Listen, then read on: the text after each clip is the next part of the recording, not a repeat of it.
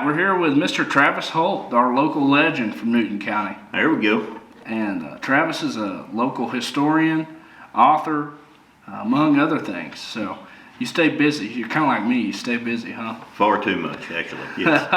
Well, it's one thing I've found with doing creative projects and doing, pretty much being a full-time creator, other than, well, I say that my day job is my part-time job, and this is my full-time job, creating. Exactly. But being a full-time creator, your passions just precede you, kind of. Absolutely, yes.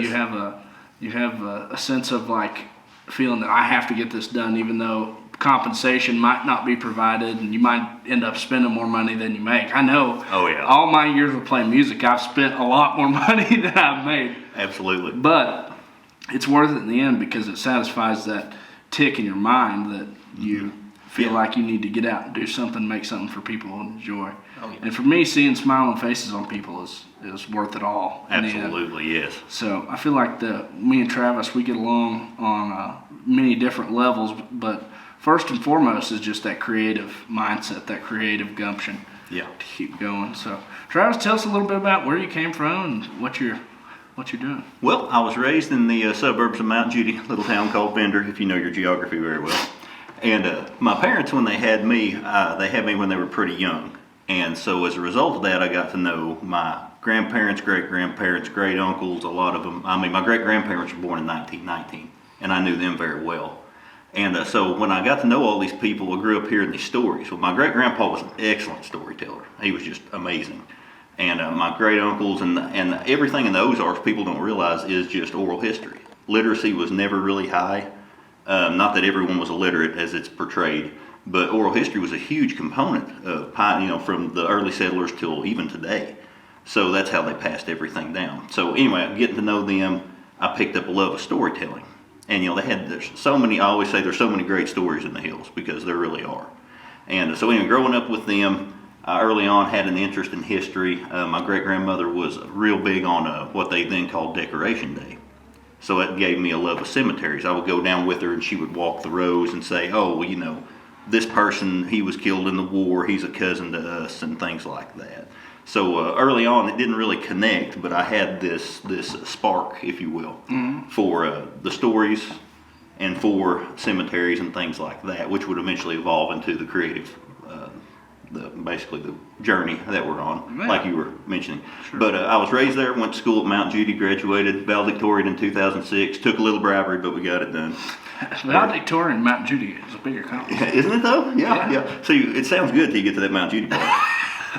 So professional. We love our Judy folks. Oh yeah, I do too. Especially Anthony Kent. Yeah, well, he's a good old boy. Yeah. But we went to school there, went to college at NTI, NASCAR Tech in Mooresville, North Carolina. Came back, went to work in Harrison, Ford dealer, Hudspeth then, Clay Maxey now. And for years I just kind of piddled with, doing Find a Grave and things like that. And that would slowly evolve into what became my headstone project, and then which would lead to my authoring the books and things like that. But it's just, grew up in the hills and just always loved it. Sum it up. So a lot of people don't understand where we're from. They've seen the pictures of Sam Throne, Tim Ernst, Glenn Wheeler are great local photographers. Yeah. They captured the beauty of the area, but what people fail to understand is that the families that are from here are from here. Oh, absolutely. They have deep roots back into the 1800s, and some even further than that, I'm sure, Oh, yeah, way back, yeah. So what are the earliest settlers that you know of from Newton County? I know around the house, which is Vendor, Mount Judy, metropolis, a lot of Davises. My Holts came in the mid-1850s, probably 1853, 1854 at the earliest. You've got the Campbells, Davises, the Holts, there were some families that are no longer there anymore. The Gilmores are an early family around the Red Rock area, the Ewings, the Coopers, Limestone area. Most all the Claibornes, most all of your big Newton County families can trace their roots back to the earliest settlers. Of course, Arkansas achieved statehood 1836. And it's rare to find a tombstone that predates 1836, but the Davis Cemetery at Judy that we recently reclaimed, there's 1833 in there. Wow. Yeah, so they were here and established before then. which is, the legend of Sam Davis and all that. Sure. But yeah, there's mainly all of your big local families, well known, will have their roots back to that area. Sure, and that's got a lot to do with the way, like, there's still families with that name. Oh yeah, absolutely, absolutely, yeah. And some of them are still huge families as well. And it's very rare to see that. To see a lineage of people that last from the early 1800s, mid 1800s, all the way to 2025. It's very, and our area is notable for that because our area is self-sufficient. Absolutely. The people grow up here just like me and you. They learn how to hunt and how to take care of themselves. Absolutely, yeah. And it's real common country folks, yeah. and not just something that you see portrayed in a movie. You go downtown Mount Judea, and it's not a bunch of people wearing overalls with one strap. They might be wearing overalls like Travis, but they would give you the shirt off their back, even absolutely. if they don't know you. They don't know a stranger, and that's what I've always, every time I'm out traveling and playing somewhere off, I get to missing home because the people everywhere else aren't like they are here. No, and that's me and my wife were having this conversation the other day. One thing that people don't understand is most of these places, and ours in particular, will have a sense of community because it was absolutely essential. When these people came and carved a living out of the wilderness, they had to have a community. If you were building a home or a barn or what have you, you had to have people come, and they'd have log rollings to get your lumber, and they would have dances and things and corn shuckings, and everybody helped their neighbor, and that continued on until the present day in a diminished sense. Yeah. But that's where that comes from. Is it was essential. And in Newton County, we have still lots of timber industry, lots of cattle farming, Absolutely. lots of self-sufficient workers. Oh yeah. Well, for years, my grandpa would always say, if you didn't want to work in the timber, you couldn't make a living. He said, you barely could then because that's what they did. But timber industry's always been huge. You had farming, subsistence farming largely, but as time went by, you had you produced milk and sold to the cheese factories. Sure. You had your cattle herds, and it evolved as it went through. Sure. But, yeah, timber has always been the big.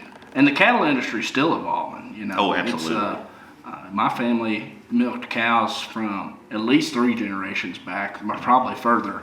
Oh yeah. But they settled around northern Searcy County, lower Newton County, and so that's all my folks in there. And then I've also got folks over there on the other side of the river that descended from the George Martin family, which was 13 brothers and sisters, and a ton of kinfolks. I can't sit here and name all of my cousins, but that's a problem that a lot of Newton Countyans have because big families. Oh, absolutely. Why were the families so big at that time? It was kind of I had a guy explain it to me once. I had an ancestor, without getting into too much detail, who had, I think he had 11 kids. And they made a comment one time that when one of them went off and married, that he got to thinking, well, if I'm going to work this much land, that person would pick this much, and he was kind of figuring it up from an economic sense. Not that he didn't care about his kids, but they were handy to have kids to work on the place. Sure. That, and there's obvious other reasons. I don't want to get into that, but that was the economic side of that. Right. Yeah. Well, there's not a whole lot of cinema at that time. Exactly. Yes. Yeah. Yeah. Andy Griffith was not on Syndicate at that point. Yes. Yeah. So big families, big farms, and a lot of these families are still in their family name. Absolutely, yeah. And they're still being kept up. I know I've got several cousins that are over there in Venter, Mount Judea, Piercetown, that are working on family farms that have been there for at least 3 generations. Oh yeah, or longer. There's it's not in our direct line anymore, but through the Holts, my 4th great grandpa Charles Kendrell. His father, my 5th, James Simpson, they settled around Mount Judy, between Mount Judy and Venter, basically on Big Creek, and more of the Mount Judy side. And the house that he lived in, and he was living there, I know in 1863, that house is still standing. Wow. And it was inhabited until just about 2 years ago. Wow. Yeah, the same beautiful old house. And there's, for the people that aren't from around here, the local stores, like the Kent General Store and the Norton Store. Yeah. Those stores they're not just something that somebody threw together as a COVID project. No. Those stores have been there for No. years. Yeah. Years. They were a pillar of the community. Yes. You know, that was I had a friend of mine, Clell Kreiner, and we were talking when the store went out before it became Kent General Store. He made a comment to me. He said, "Boys, I'm 60. I think he said 66 or so years old." And he said, "This is the first time in my life there's not been a store in Mount Judy." And you know that says something. You know, at Mount Judy at one time they had, I believe it was, they had the cannon factory, 7 stores, and a post office. Yep. And I mean, in a town that size, of course, it was bigger then, but I mean, that goes to show the importance of that. You know. And my studies show, and I'm nowhere near as well read on the area as you are, but back in the day, there were big communities at Mount Judy, at Piercetown. Oh yeah. There was a difference. Oh yeah, absolutely. And Vendor had a school. Oh yeah. Right? An old one-room schoolhouse. My grandpa is. The old story goes that my grandpa went and climbed up on top of the bluff that used to go out over the road, and was telling his teacher he was going to jump off if she didn't let him go home from school and go deer hunting. So, well, I don't blame you. Lots of history back there in that one-room schoolhouses, Yep. and lots of these little communities, and I'm sure you can name a bunch of them back in there on the other side of Newton County that I'm not as familiar with. Oh, there's a ton. But they had a store. They had somewhere for people to work sometimes. Sometimes. The big metropolitans like Mount Judy, Western Grove, Jasper had a place for people to work. Yep. And Ponca. That's one thing I I've found interesting about history in Newton County is how big Ponca used to be. It's not just a Buffalo River stop. There was a huge factory there, right? I believe so, yeah. I know it was I'll never forget when somebody says Ponca. Years ago, I ran across an article about a guy who was from Ponca, and he came to Harrison, and he bought a car. This is pretty early when automobile ownership was still pretty rare. And he ran into a building in Harrison. Well, it made the newspaper. And when they questioned him about it, he said, I wouldn't have hit that building, but the buildings in Harrison come quicker than they do in Ponca. Yeah, and Harrison was kind of the big city. Oh yeah, It's been established for and a while. still most likely is the biggest. And a lot of people drive from Newton County to work in Harrison. Oh like yeah, us. yeah. But back in the day, that wasn't as common. No. Well, transportation in itself was a problem, and the whole thing about the Ozarks, and this goes back to the oral history thing I've learned, is there seems to be this. I always understood that there was all this oral history. But it seemed like it kind of waned for a while. And the reason for that is when the Depression came, 30s and 40s, people left in mass numbers and they went looking for work because around here they couldn't. You could go to California and make 5 times an hour what you could here. A lot of people went to California. They went to Washington to pick apples. They went to Detroit in the auto industry. Kansas City was a big one. Yeah. And a lot of times they would take their elders with them, and a lot of them would never come back except to visit. And when those folks died out, a lot of that oral history was lost. But as far as the reason they left was the lack of economic opportunity, basically. And that would lead to, few people had vehicles and the means to buy them. So you had to work local or on the farm to do anything. Sure. And a lot of the, even as late as my grandpa, grew up picking cotton down in South Arkansas. Oh, yeah. He actually met my grandma, love you grandma, in Kansas City.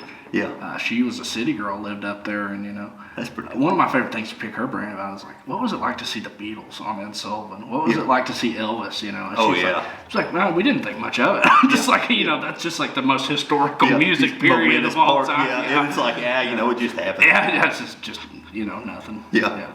But yeah, so a lot of people moved up there and to start a new life and make more money, or at least to survive. Oh yeah. My grandpa on my dad's side, he moved up there to work in an egg factory, chicken factory. That's interesting. Yeah, in Kansas City. Yeah. And he would drive home and see my grandma. That's a great story. Yeah, old-fashioned love. They were dead set high school sweethearts, and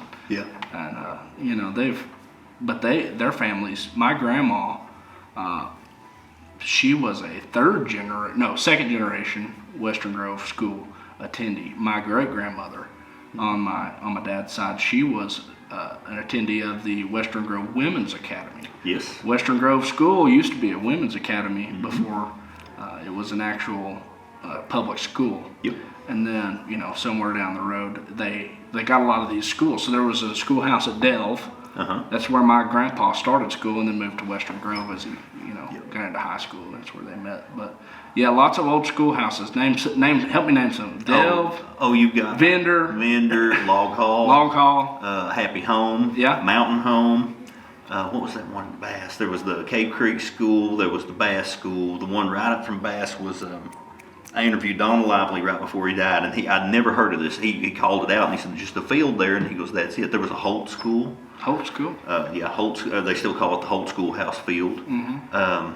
Oh man, of course, that was predicated on the kids had to walk. So Yes. every so Yes. often they would have a school. Yes, yeah, and that's what I was getting to. Is the reason why there was a school within 5 miles of each other is because these kids had to walk to school. Oh, absolutely, yeah. Walk to school. Yeah. And my grandpa on my dad's side, Howard Robinson, he would walk to the Delve School, and in those times, this is before any of the terrible ideals got into the American youth.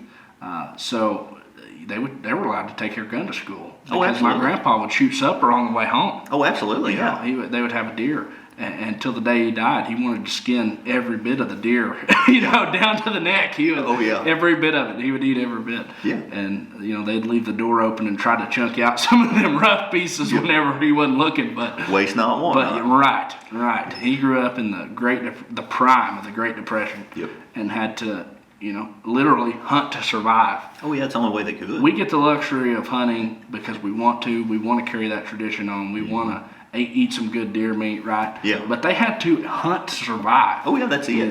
Yeah.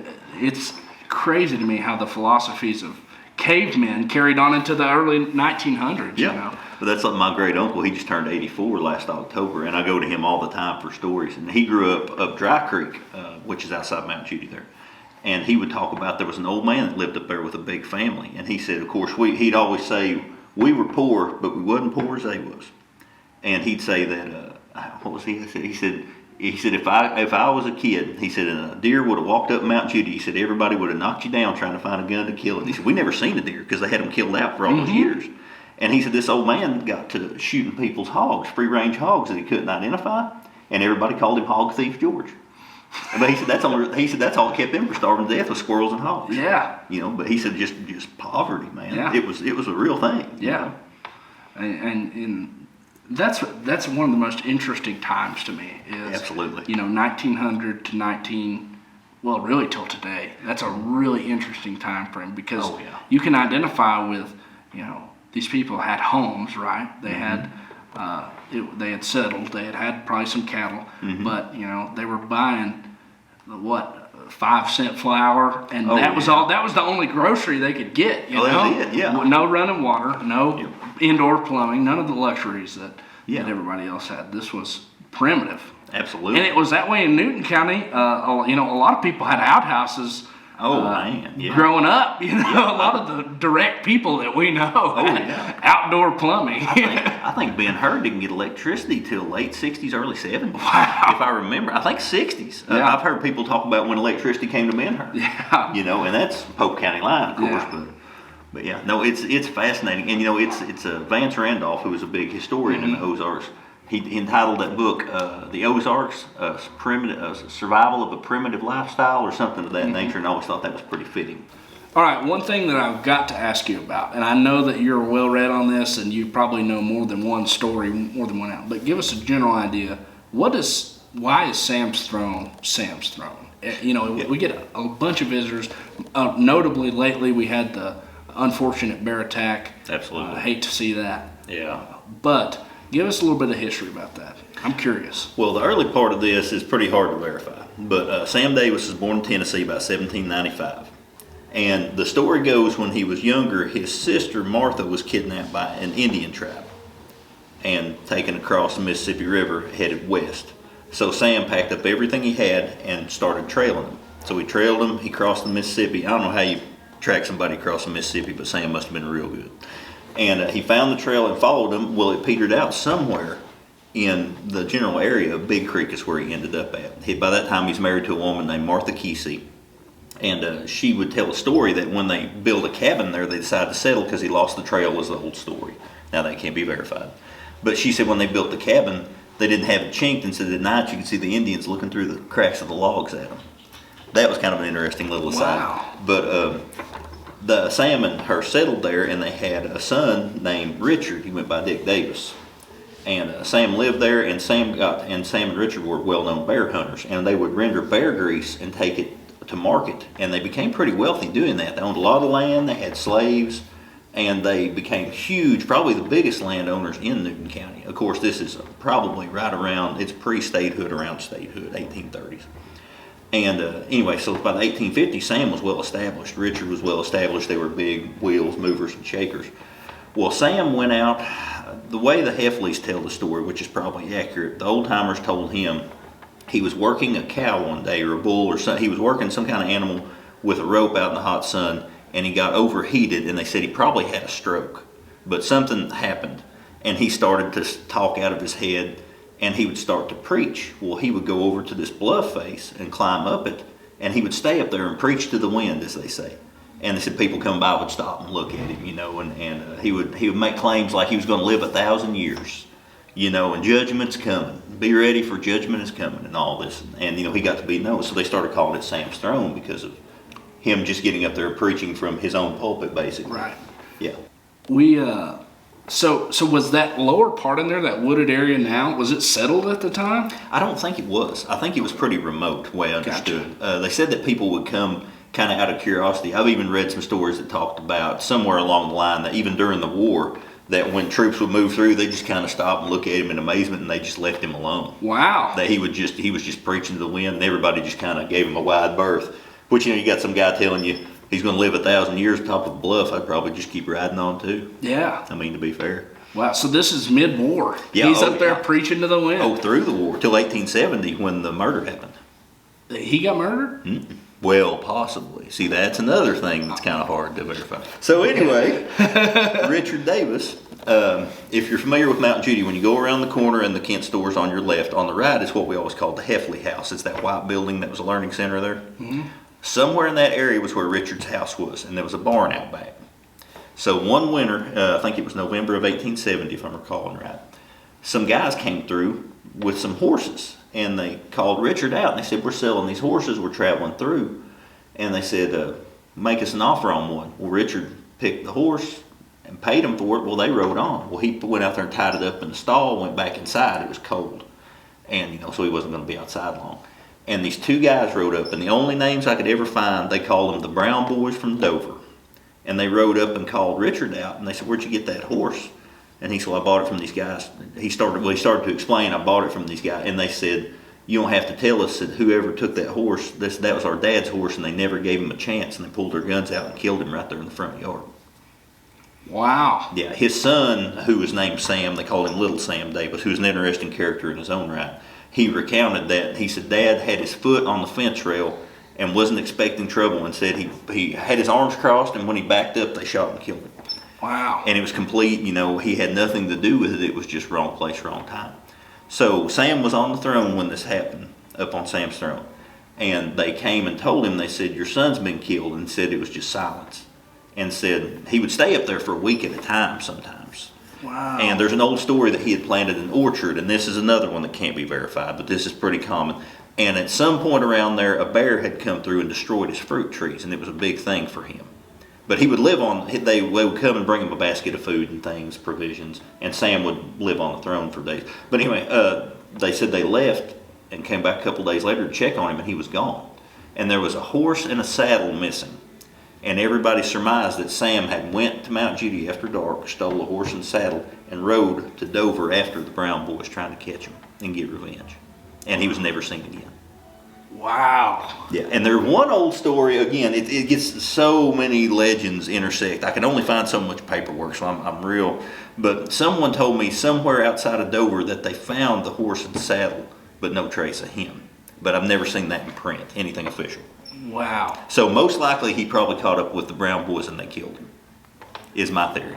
That is insane. Yeah, and the Old Davis Cemetery, you've got the crypts, there's Dick Davis and his wife, and it has a big inscription on there. But yeah, and we put a headstone up for Sam not far from him, and we put disappeared circa 1870. Wow. Yeah. And this is the original Sam Yep. Preaching Sam's to the Throne. wind, Sam's Throne. The one and only. So there is your history on Sam's Throne. I never realized it was that deep. Oh, yeah. I'd always heard the legend. Oh, he'd go out there and preach to the wind. Yeah. But I'd always wanted to dig deeper. You know, Yeah. part of Yeah. my mind is just like a simple answer is not simple. No. Well, There's so much more to the story. Absolutely. And there's probably stuff that's been lost over retellings and Oh, yeah. different stuff. I just knew that you'd definitely been into that. Oh yeah, that was the one that was really cool. Because I was saying, growing up, it's like, oh, he'd go up there and preach, and he was crazy. Yeah. That's it. Oh, okay. Yeah. That's what my cousin is too, but we didn't name landmarks after him. Right. Little did we know it could be a whole murder ballad of its own. Yeah. Well, Aaron Smith made an album, The Legend of Sam's Throne. Really? Yeah. I'll have to check that out. Yeah, I've got a copy. I'll loan it to you if you want it. I'll have to check that out. Yeah, he's from here. Super cool dude. Yeah. That's awesome. Yeah, I think he went to England a while back and played. Wow. Yeah. Very nice. Yeah. Very nice. So, aside from Sam's Throne, what else is? Well, this is a very umbrella question. Yeah. What's your other favorite stories from that area of the county, your home area? Yeah, that'd be hard to say. I've always had a fascination with the moonshine stories. Yeah, Because me my too. family's always been involved. Mine too. May or may not have been, and maybe some things after that. But I always think of my great uncle Carl. He would always tell the story about when they were looking for whiskey stills. He said, I was a big kid. He was born in '41. And his dad was Verlin Freeman. Well, Verlin was like a lot of people that made whiskey. They were small producers. You had, I would say, 3 big producers in Newton County, and they were all up towards the Polk County line, which was intentional, by the way, because they mixed the jurisdictions up. They would live in one county, make whiskey in one county, sell it in a third, or move it out of state. But most of your local whiskey guys were small. They had a 20-gallon still if they were lucky, or 8-gallon still. Yeah. They would make enough for them and their buddies to drink and trade and sell. And anyway, but it was all illegal, so they were always looking. Well, he would always he said, Dad would always kind of mouth around, and he'd tell me, he said, Carl, you see the law come looking for our whiskey still. He said, you tell them it ain't none of their damn business. And Carl said, I was a big old kid. Okay, Dad. And he said, I was there in the yard one day and I heard something coming through the woods. And he said, I got to looking around. He said, here comes, I think it was Russell Burdine. It was. He's coming out of the woods, and he said he was sweating. It was hot, July, and he said I could read the cigarette pack in his shirt pocket. And he said he'd come up and he looked around here, and his dad's sitting on the porch like nothing's going on. He said we'd already sunk the still in the pond, and he said the funny part was we twisted the worm on a dogwood branch. He said it wasn't that high up. Yeah. But he said, Dad, they'll see it. He said, they won't see it. And he said he looked around. He said, I know good and well you boys are making whiskey, but he said, I just can't seem to find it. He said, now. He's looked down at Carl and he said, son, why don't you tell me where that whiskey still is? And he said, it just clicked in my head. He said, well, sir, it ain't none of your damn business. And he said, he looked at me for a minute and he started laughing. He said, well, Berlin, I guess you're raising that boy, right? And he said him and Dad walked and talked and said they walked right under that worm 2 or 3 times. And he said if he would have looked up, he'd have found the worm. That was the illegal part, But there's so many great stories about whiskey and running whiskey and, Yeah. There's lots of that in it, because this is a prime area. You got so running water and hills like crazy. Absolutely, and people that had the appetite for it, and they didn't care to run from the law anyway. Yes. My great uncle would always tell a story. He had an old car one time, and he said, you get pulled over, you're going to get searched. He'd always say, you go to Harrison, they know that car's from Newton County, you might as well get ready to bust your whiskey because they're going to stop you. And he found a way. He said, I cleaned out my windshield washer tank, poured my whiskey in there and put Mom's food coloring in it. And he said, I ran to a spigot under the dash. He said, you'd be going down the road and hit the windshield washer before you shot. And that's a true story. And he got pulled over one night. He said, hit a roadblock. And he said, man, them lawmen tore that car apart. And he said, took the breather off, the spare out. He said, look, and he said, they knew I had some. And he said, they never could find it. And said, the sheriff was standing there. Another guy came up and pulled a bootlegger turn where they whip around and take off. So he sent the deputies after them. And he leaned in the window and he said, now, Lynn, between me and you, he said, I know good and well that you got some whiskey in this car. He said, you ain't the kind to be rolling around without it. And he said, I'll tell you what. He said, if I give you a shot, you won't arrest me? He said, you go ahead, but I don't know how you're going to. And he said, I had a glass, and he said, I wiped it off. He said, up under the dash and handed it to him. He said, now how neat. And he said, I just took off. Yeah, but there's a bunch of great stories like that. Yeah, some of my family was moonshiners, and very small production. Oh, yeah. Mostly self-consumption. Yeah, yeah, absolutely. And they were around the Pruitt area, Pruitt Hasty Road. Oh, yeah. That's where all my dad's side comes from. Oh, yeah. And so they were down there on one of the springs that leads into the Buffalo River. You know, there's a bunch of them, but and they would go down to the river and party. You know, Oh, yeah. and this is early on. You know, Yeah. because this would have been 1900s, and their mom would always get after them. They grew up without a dad. Their dad, I think, had died. It was either TB or the war, something in there early on. Their dad had died, left 3 boys. Yeah. And they would go across, they'd swim across the river and get drunk. Yeah. And then they couldn't find their way back home. They just lived right across the river. Yeah. And they'd lay out there for days, you know. Yeah. But just then eventually they all turned their lives around, and they all 3 ended up being, you know, God-fearing men that raised up these big families. But their early adolescence was, you know, drinking and carrying on. Oh, it's so common, you know. And I've heard lots of stories about dances, and you know, the old Ponca dance comes to mind. Oh yeah, Kingston dance. Yeah. Carrollton had one. There were some that were more notorious than others. The Kingston dance was a real good place to get your throat cut. Yeah, I've always been told. Yeah, and I believe that lasted pretty late. Wow, I know it in the 70s and 80s, I think. Yeah, my grandpa got into a knife fight out there. That'll happen. Yeah. It's surprising when you tell people how many people you know has been in knife fights, and I said, well, there's been a bunch of them. Yeah. My grandpa got in a knife fight out there, and it was all fun and games until they realized he had 7 brothers. Yeah. Kind of had to have home court advantage. Yeah, but lots of fun. I wish there was still some, you know, not knife fights, but I wish there was still some local dances, you know, around here. But you know, there ain't as many people though. That's the thing, yeah. Well, like we were talking about earlier with the Depression, the Ozarks and Newton County as well, all the Ozarks in general just hemorrhaged people. I mean, they left. Of course, you know, you had like we were talking about, a family left, they'd take 12, 13 kids with them. And if, you know, and a lot of times their kids that were grown and married had large families. And I mean, my Uncle Carl said when he's a kid, he said, I remember sitting on Dad's porch, and he said just watching lines of covered wagons and people leaving. He said just leaving to go work, and he said they never came back. And he said people moving in wagons in the 40s and 50s. He said think about that. Yeah. You know, poverty. 1940s. Exactly, yeah. He talked about there was an old man, Clarence Burks, lived up on the mountain, and he said Clarence's old house, he said when I was a kid I was amazed. He said it was built, the back was in a hillside, and the front was probably 8 feet off the ground. He said it was stacked on rocks.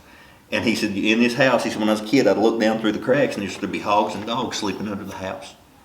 He said that's how the old house is just thrown together. And he said we didn't think that was anything out of the normal. Shotgun shacks. Yeah, pretty much. Yeah. And those were built primarily, well, not primarily, but in our area sometimes as a result of like, I don't know, sharecropping. Was there a lot of sharecropping going on? Not really. There wasn't enough affluence to really have people to do sharecropping. There were people that were affluent farmers. But now there was a lot of settling, right?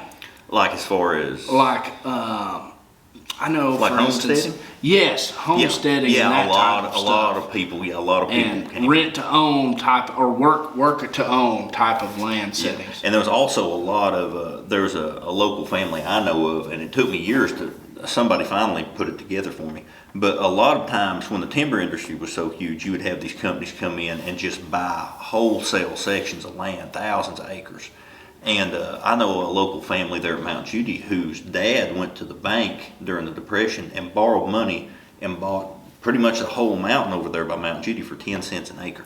Wow. And, you know, but that was a fortune to people that had none. Yeah. You know, and he took him, I would say, better part of his life. But by the time he was gone, his kids had all that land. Yeah. You know, but there was that, and there was a lot of people I've talked to, and they said up in the 60s and before the Buffalo River came in, we're going to get to that. Oh, yeah, we'll come to it. But they said we'd sell those places and get, you know, was it Dorland Brown told me the other day that they sold 90 acres with everything, implements and everything for $1,700. Wow. And then moved out of state with it to California. Yeah.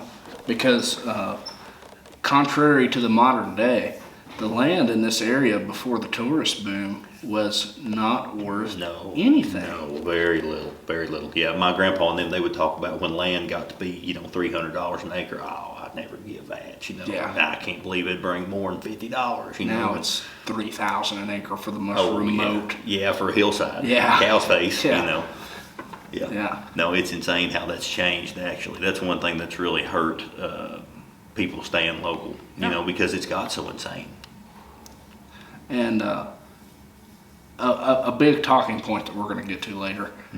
Tourism in general has had an effect on this area. Oh yeah, absolutely. And not necessarily all positive either.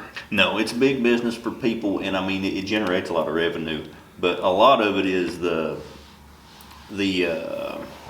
what's the word I'm looking for here?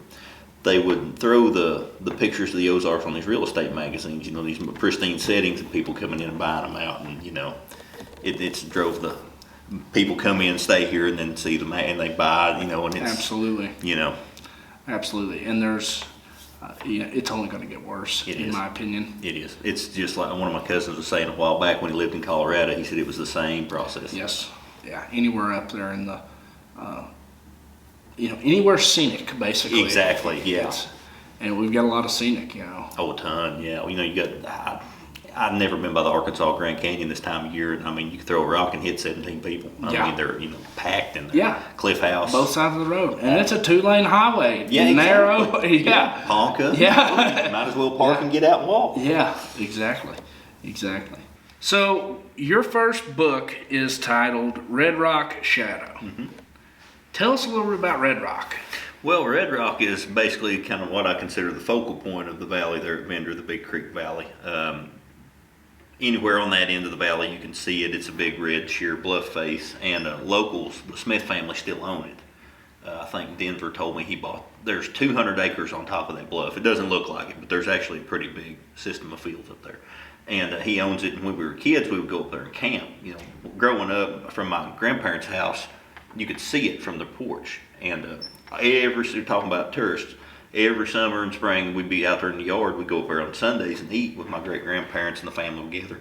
There'd be a line of people coming for, hey, can we drive through your field to get to Red Rock? And they'd say, well, you can, but you're going to have to climb straight up when you get there.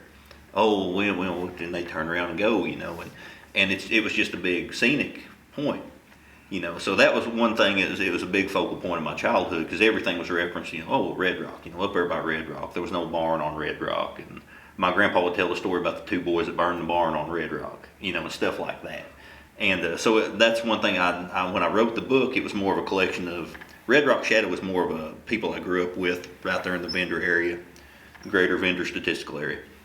And, my great-grandparents and all them and stories. And so I thought it was appropriate to have Red Rock in the title, so I just put Red Rock Shadow was the best I can come up with. But, I like that title, and I'm excited to read the book. Yeah, well, I'm glad. I'm proud. There was a lot of walking in there, and in Hill Stories, it's a lot more.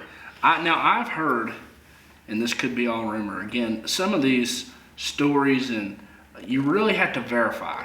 Absolutely. You really have to do your research, and you have, which I respect. A lot of my knowledge of these stories is very, it might be from 67th passed down, Yeah, exactly. Yeah, so sometimes that's all you have. But I've heard tell of a man who lived on Red Rock, like in the bluff. Oh yeah, Henry Rush Cave.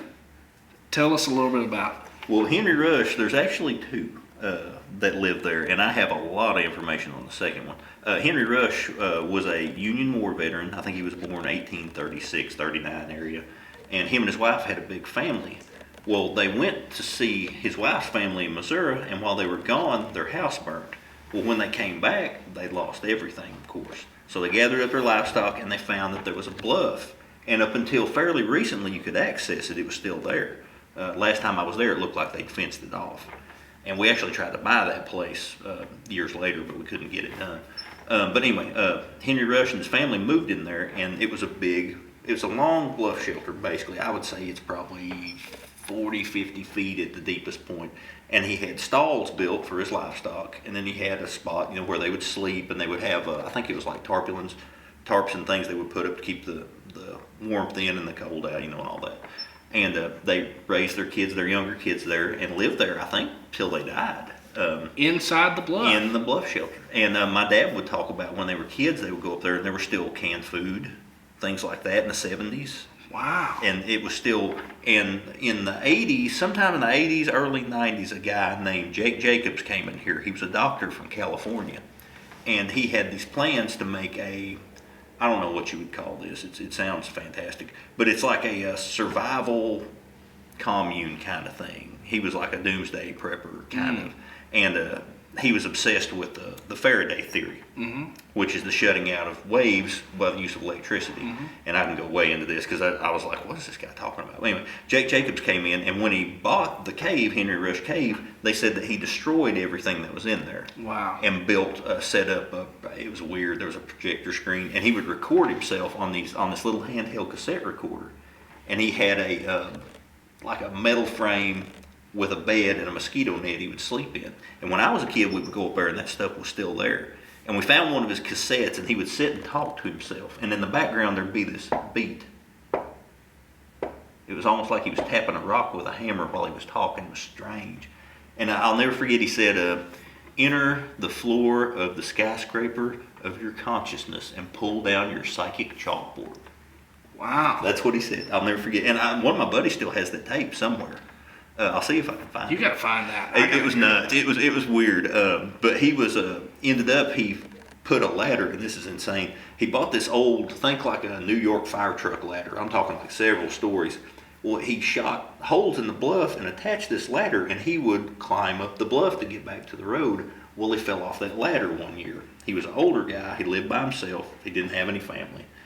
And when he fell off the ladder, when they found him, he ended up in a nursing home. I don't know what transpired between there. But when I was a kid, his car was there, still had his cassettes in it. Wow. It was still all there. And he lived in that nursing home for quite a while. I knew the girl who took care of him. And when he died, he had a box of paperwork. And he gave it to her. Well, I've had a chance to look through that stuff. And it's just all this correspondence. He was upset. He was a early deep sea diver. And he would talk about the pressurized suits. And there would be just nothing. It was just dead silence. And he became obsessed with that silence. And it led him to studying how sound waves were bad for you, radio waves, you know. And he Dr. Louis Faraday had the Faraday theory, and he figured you could use electricity to shut out all these waves. Well, he applied that to, when there's an atomic war, you can shut out everything by using electricity. It's just weird. It's strange. But this is all true. And I knew somebody that had a video of him explaining all this in the cave while he was building everything. And I think the family still has that as well. Wow. But he was just this weird off-kilter dude that lived up there until he got hurt. But that was Henry Rush Cave, and then Jake Jacobs And now the afterwards. Smiths own it? No, I don't. When the last I heard, the Newton County Nursing Home had it. Wow. And I don't know, it's fenced off now. It was still accessible. But last time I went through there, all the area was fenced. So I'm guessing somebody either bought it private or they fenced it off for... I mean, it was one of those things where I'd say whoever had it was afraid people get down there and fall off that ladder.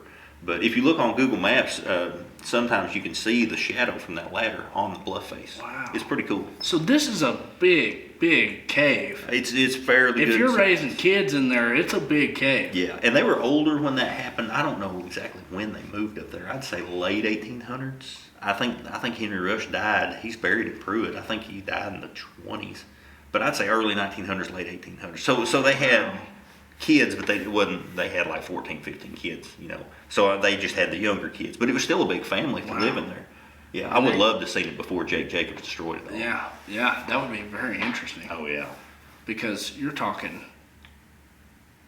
self-sufficiency to the max. Oh, yeah, You're personified. talking self-sufficiency when you can see all of Newton County from one. It's the highest point in Newton County, is it? Honestly, I'm not sure. That's a good question. It's definitely the highest visible landmark. In Big Creek Valley for sure. That's actually a good question. I'm not sure.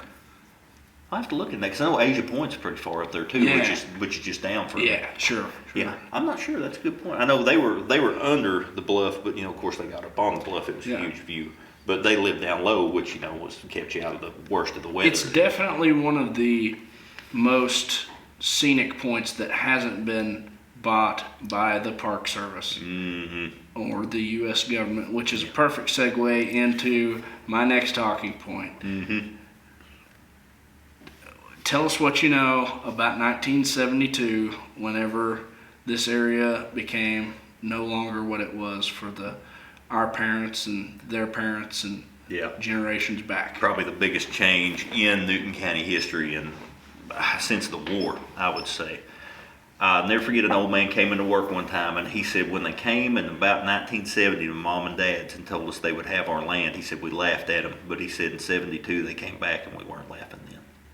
And I've talked to a lot of people. There's a really excellent, a guy went around and did personal interviews with all the people whose land was obtained in one way or another by the Park Service, whether by buying them outright, which they would shoot them. A lot of times they would claim they shot them some ridiculous low price, or they would, what do they call it, would condemn it and take it. And it's pretty eye-opening when you read it. And the guy came in as an impartial observer just to get a read on it. And in the end, he says, I had to come to the conclusion that these people were horribly treated. And he said there was instances of people coming to home to check their cows and being held at gunpoint, telling they were trespassing, things of that nature. Granny Henderson was the most famous example. She was in National Geographic. One of my favorite historical figures ever. Absolutely, yes. Talk about guts. Oh yeah, absolutely. And you know, they tried to make her pay rent for living on her place there at the last, and she would always call it the other house. I believe it was the one that they built for her. Yeah. And she got sick and died. And the family, in one of those interviews, they talked to him, and they say that Granny Henderson, Eva Barnes Henderson, said that the cancer that eventually killed her, the sickness, they thought was brought on more by the strain of the Park Service taking that place. Yeah. Which, you know, not like you prove that, but it's very possible. It's very, I mean, just think about it. If you've lived in the same place for 70 or more years. Oh, unreal. And they come and they say, yeah, it's no longer yours. Yeah. And, you know, there's recently been, I was talking to somebody a while back that had come up with some recordings of her. Mm-hmm. And I'd never heard her voice. It was pretty interesting because I keep a picture of her down there where I do my writing. You know? Yeah, you know, Clay Newcomb and the Bear Grease podcast guys, those guys did a phenomenal Absolutely episode excellent. on Granny Henderson in this area. Mm-hmm. And you can tell Clay, his eyes were open by this. Oh, absolutely. Because it's an eye-opening experience, and if you haven't grown up in it like you and I have, the people don't know. No. They see it as this great accomplishment, this great tourist destination, but it really affected a lot of people, and it affected a lot of people's way of life. Absolutely. I'm not saying that the Buffalo National River is a negative thing or a completely negative thing, because it's not. No, they did preserve it. Yes. You know, even though it was 10 years after they had done away with the plan to dam it. Absolutely, yes. Which was a sketchy proposition to start with. They still preserved it, or if that's what you want to call it. Mm-hmm. The locals are all going to have a varying opinion on the Park Service. Some people are very for it, and some people are very against it. I see it as a good thing for commerce in this area. Mm-hmm. And I'm an optimist. I try to look at the best of the best of the worst, right? Yeah, absolutely. Right. But there are people in my direct family who are not optimists. Yeah, not even close. They say, you know, because with the 1972 acquisition of all the land in Newton County, or not all the land in Newton County by any means, but all the land on the Buffalo River. Contingent to Buffalo. Yes. Yeah. That took away a lot of people's way of life. Absolutely. And not only just their houses, it took away, first of all, and this is a thing I hold near and dear to my heart, is the addition of the elk. Yeah. Right? Yeah. You bring in, and by the way, I'm no scientist, I'm no biologist by any means. And, you know, they might have natural roots here, but they weren't here, and then they were here. Yeah. And so you bring in the elk, and then they take away a way of life for a lot of the men in this area, which was hound deer hunting. Deer hunting with hounds. That was a big thing, yes. It was a huge deal. And there were a lot of people, including my great uncle, who never deer hunted the same again. They never deer hunted again, period. No, yeah, a lot of them. Ruined it. Yeah, absolutely. And you know, and that might seem like a minor inconvenience to a really big problem, but for some people, that was what they based their year around. No, that was it. No, absolutely, yeah. You know. Well, you know, hunting's always been such a huge part of life. And again, whether it was back for sustenance itself or as a pastime or something, it was a huge part of the heritage, and it is. So I could understand that completely. There's been a lot. One of the more interesting stories, there was a guy down in Kingston, a friend of mine, and his dad remembered well when they came in. And there was a guy, and I'm not going to get it, wasn't Uvalde Lindsay, I think his name was Hedge. And he had a petition that was entitled Petition to Not Dam the Buffalo River. Well, the way it was told to me was they went around and collected all these local people's signatures. It's a huge petition. And then he went and cut the heading off and made a petition to make Buffalo a national river. Now, I can't prove any of this. Wow. And submitted it. And he got his house burned and some other things Wow. for his trouble. Yeah. And I can't prove any of that, but I was told that years ago, and I've heard that story multiple times. Yeah. But there was a lot of interesting dealings and all that. And I'm no expert by any means, but I grew up here in Olive just as you have. Yes. Yeah. Yeah. And I think people will remember, and I think this is just a human phenomenon, people will remember where they were, what they were doing when traumatic things happened. Absolutely. Everybody remembers where they were on 9/11. Everybody remembers where they were in this area whenever the park bought the land. Oh, absolutely. Yeah. Yeah. Oh, yeah. Well, like I said, it was probably the biggest event in Newton County history since the war itself. Yes. I mean, it was something that I've talked to people who are well advanced in age now, and they can sit and recount a lot. Yes. And there was a guy down there on the other side of Ponca who had a house he built, and I cannot think of his name. But anyway, they basically told him, well, you're going to forfeit it. And he went down there with his brothers and said he was the quiet, reserved one. Said he was up on the desk with his hand on the shirt of the National Park Supervisor, and he goes, "I will have my house." And he went and cut a swath through the park land then, and brought his house out, and that house still stands down around Ponca. Wow.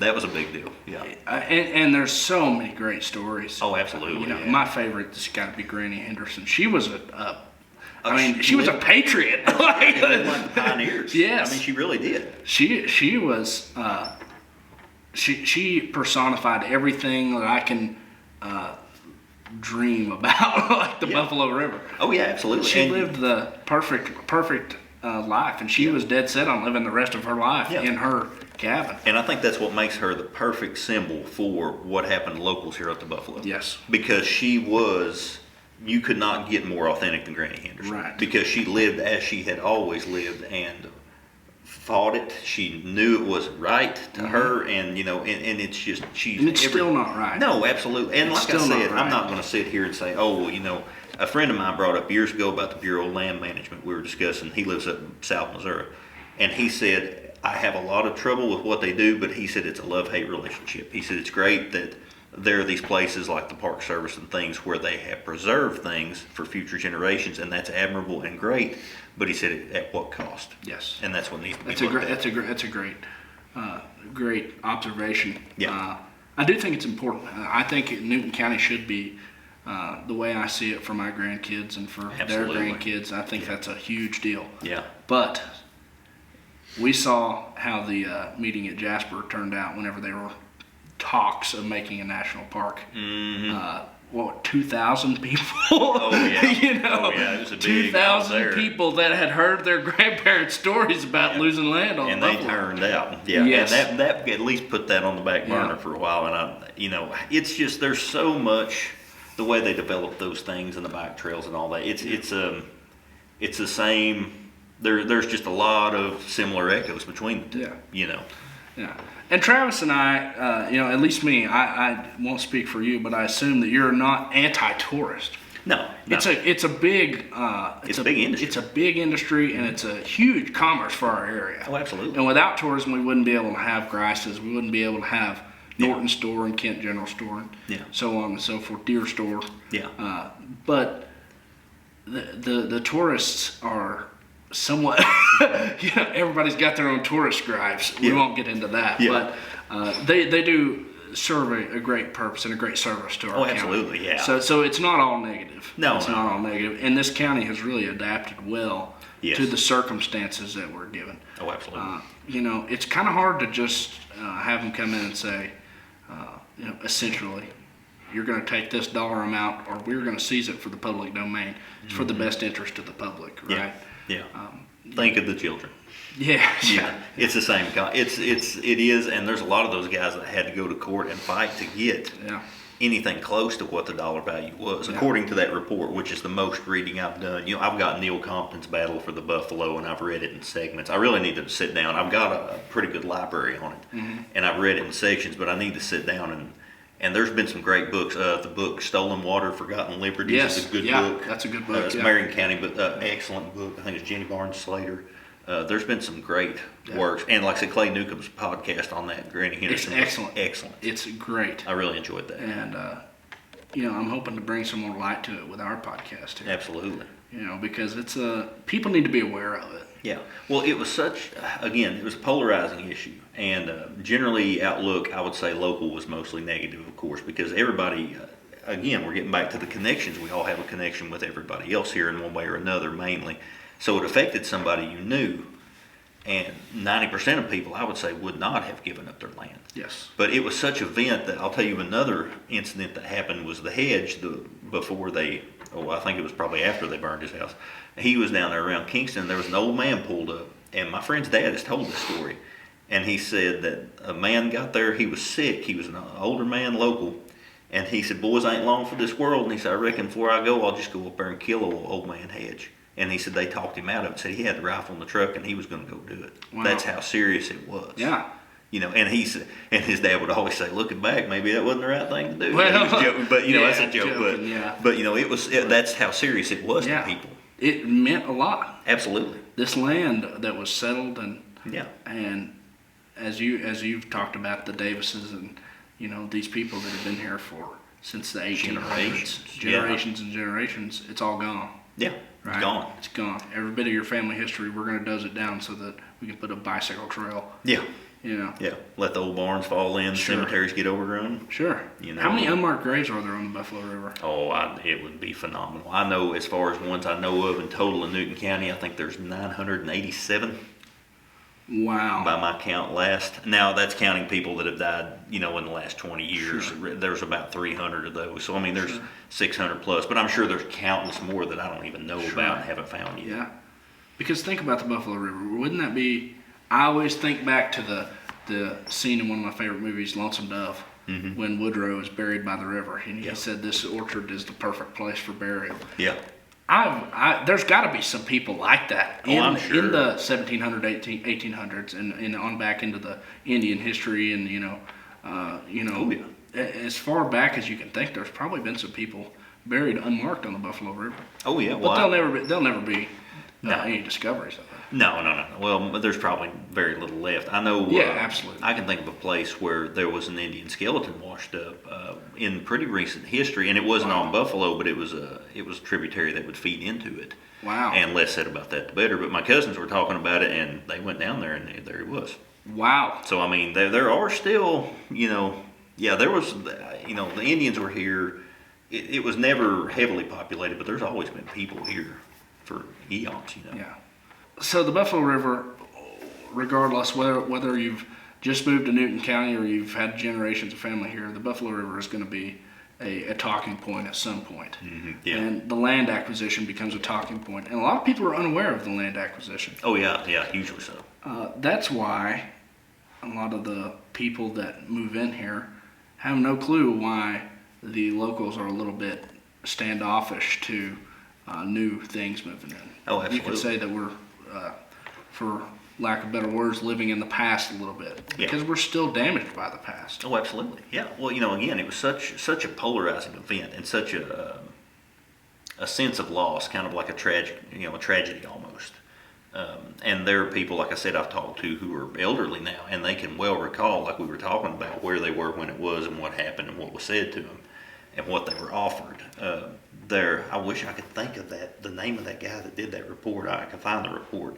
It's excellent. But there are people he talked to, and it's just like, I can't believe they would do that. And even the guy that was impartial, he said, I'm honestly shocked that agents of the federal government would do these things, and treat these people with that disrespect. Right. And it was just such a huge event. Right. And in general, I'm glad that we can go float it today. Mm-hmm. Oh yeah. I'm glad that there's not fences built up across it. Yeah. And deterrence and people saying, oh, well, this is my land. I own this river. Mm-hmm. Which, I mean, if you look at the Little Buffalo River, which is all private land, there's none of that either. But yeah, well, that's different the thing. point. You can't say one way or the other. There's good and bad in both, and to go one route or the other is just pure speculation. Yeah. You know. Yeah. And I do have respect for the people who kind of put the idea in motion. Mm-hmm. Some of the people who wanted to not see it dammed, Mm-hmm. wanted to see it floatable, and wanted to see it remain beautiful and keep the scenery. Yeah. Because a lot of land would have been underwater if they would have dammed it up. Yeah. If they would have went through with it. If they would have went through with it, but they didn't go through it. Yeah. Yeah. Yeah. Also interesting. Yeah. But I do respect the people that wanted to keep it natural. Mm-hmm. But I don't think that the people, very respectable people in this local area, John Paul Hammerschmidt to be one, and the several others, I don't think that those people had envisioned what it would turn into and how it would be carried out. Yeah. With a level of disrespect. I don't think that that was the initial plan at all. I'd say probably not. Yeah. Yeah. Yeah. I think that's fair. Yeah, I don't think that they would, because hearing the story of Granny Henderson, and I reference her because she's my favorite. I wish I could meet Granny Henderson. I wish I could go, eat supper at her house and learn about just a day in life. Yeah, if nothing just else. something. Yeah. But that's the reason why people like us are so gravitated towards her story, is because of what she went through. Absolutely. And seeing that traumatizing, because there's no other feeling in life that's as helpless as somebody saying your home's not going to be your home in the next month And or that's so. it. Exactly. Yeah. So we've talked a lot about just on and on about, and we could go for days. Oh, absolutely. But tell us about your new book, Hill Stories. Hill Stories is a little more, I kind of took the idea for Red Rock Shadow and kind of expounded upon it. It's a lot more varied. Red Rock Shadow was mainly Big Creek Valley and, real close stuff. And Big Creek is definitely in Hill Stories as well. But I go to Oklahoma and put a headstone up for one of my ancestors. There's a lot of, there's veteran interviews with some veterans, Vietnam veterans, and stories of people that were killed, World War I, II. We put a headstone up for Private Garrett Campbell, who was the first man from Newton County killed in the First World War, the Great War, they called it. There's a lot of people whose graves I marked and things like that. It's much more varied. It's a wider audience. The Low Gap, shooting at the Low Gap dance, it's in there. Give us a little bit of insight on the shooting of the Low Gap dance. That was a pretty interesting one. Actually, they had if I recall right, there's actually two of them. The one I'm talking about in question was the shooting of Henry Barr. He was a young man. His family lived over on Mount Sherman, and they were at the Low Gap School, the old church. And there was a big dance. Well, they showed up. They were drinking, and Columbus Carlton was the constable at that time. Well, when he went, he suspected there would be trouble, so he borrowed a pistol. And the pistol, in the court documents, it says he was aware that the pistol would not stand cocked, is the phrase they use. When you cock the hammer, it will not always hold. So sometimes when you release it, it will fall, which of course is a huge issue if you have a loaded handgun. And so he showed up to the dance. And Henry and his brother Roscoe came. They were drinking. They were ushered outside, came back in. It's actually one of the few I have witness statements on and things because it was such a big case. Well, he pulled a gun and cocked the hammer, held it, and he stated he released it, and it almost stayed for a minute and then fell and shot Henry in the head and killed him. Well, Henry had his hand back, depending on who you ask. He had a knife in his hand, or he was reaching for a knife, or some say that the knife was not even close. There's always three stories: mine, yours, and the truth. And it was a huge family deal for years. The Barr family thought he'd been murdered in cold blood. Carlton I think he got involuntary manslaughter, and he got sentenced to it was a handful of years in the pen. He was actually pardoned by the governor not long after, so he came back to Newton County. Wow. So it was, which was strangely common, by the way. Back then, you kill somebody and you would think they would hang you in the street. It didn't happen that often. But what was really neat about that story in particular was actually talked to both sides of the family, the descendants, And one of them wanted to take the opportunity to apologize to the other side for what went on, and it was neat. It was neat to see some talk. Not that it was like a family feud, right? But it wasn't Hatfields and McCoys, but it was quite nice to see. Yeah, but it was neat to see the back and forth, and that makes things like that so rewarding. Yeah. Do we have any Newton County Hatfields and McCoys? There was the Smith-Nichols feud there at Mount Judy. Tell us. Well, there was a dance, and I'm probably not going to get this right. There was a guy named Dale Sexton who recently died out in California, and he had a lot of information on this, and he died before I could get it all. But I talked to him a little. But basically, there was old Tom Nichols, if I recall right, had an in-fair celebration. One of his children was getting married there up Dry Creek outside of Mount Judy. And the Smiths showed up, and there was some kind of bad blood pre-existing, but it turned into there was a shootout erupted. My great-great-grandfather and grandmother were actually there. I only recently learned that they fled when the shooting started and went back up the creek to their house. They didn't live far. And old Tom was killed, and I think one of the Smith boys was wounded maybe, but it became a thing of where they basically, it was a very Hatfields and McCoy situation. I forget which one of the Smiths it was. They laid out, and he would plant his corn in rows, diagonal, so he could work it without exposing himself to the bluff line. Wow. And when he stepped out to get water one day, they shot and killed him, and that was the end of the feud. Wow. But it went on. There was there was an article put out, and the title of the article was looking for the Smiths, and it was 7 Sinful Smiths. Wow. And it was announcing the rewards offered by the governor because they went into hiding after the shooting. And is this Newton County Times or? Oh, no, it was, I think, the Arkansas Gazette, I think. Wow. It was a big deal. deal. That is big time story. Oh, yeah. That's actually one I need to do some more research on. And what year was this about? I want to say 1886 is in my head. What about the Low Gap shooting? Low Gap shooting was 1912.